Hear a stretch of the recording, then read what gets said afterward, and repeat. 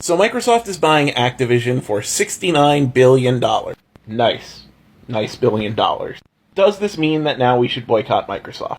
First of all, you should look at Lone Wolf 7's response video to this. He covers a lot of topics and it's great. But in short, no. In fact, you're kind of getting this flipped around.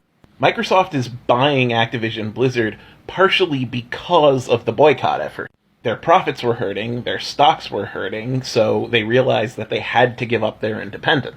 It's a good thing for Microsoft to buy a massive studio like Activision Blizzard, but it's not necessarily a good thing for them to lose their independence. They're going to have less say in their budgeting and less say in their staff. And this is the most important part, Bobby Kotick, along with everyone else who is accused of being a sexual harasser, is going to leave the company.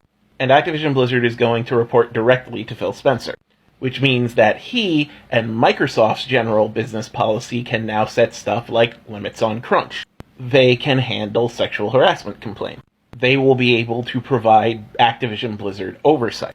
In a sense, Activision Blizzard fucked up big time, and we gave them consequences for that fuck up. And as a result, now a bigger, more powerful company is taking them under their wing and is going to control them to make sure they don't fuck up.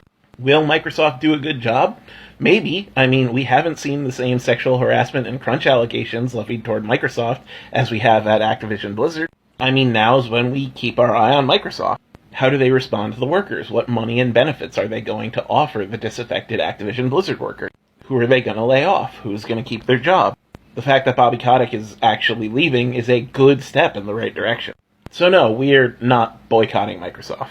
And while I don't like that this kind of increases Microsoft's identity as a gaming monopoly, this is in fact a step in the right direction, at least as far as the Activision Blizzard strike goes. And once Bobby Kotick and his boys club leaves, and Microsoft has taken over most of Activision Blizzard's duties, and we see who the new staff is going to be, then it would pretty much be safe to start playing Activision Blizzard games again.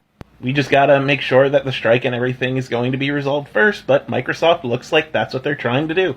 I'm not saying Microsoft is noble, this is just a ruthless but good business move for them. They are buying a company who was put into financial duress due to their own mistake.